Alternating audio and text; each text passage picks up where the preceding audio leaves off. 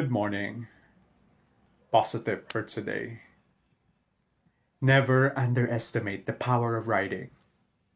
Dadating yung panahon, o siguro madalas mong nararanasan na ang gulo-gulo ng isip mo.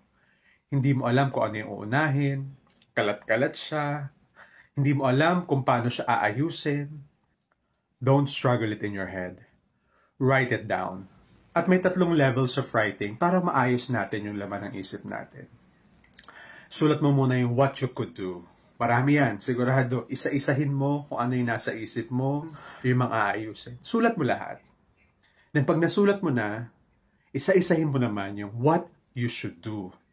Mapi-filter out yan. Sigurado ko konti yung mga dapat mong unahin. Yung dapat mong i-priority. Pangatlo, what you must do. Dito makikita mo yung pinaka-importante at pinakamahalagang bagay o isipin na dapat mong gawin, ayusin at pagnilayan.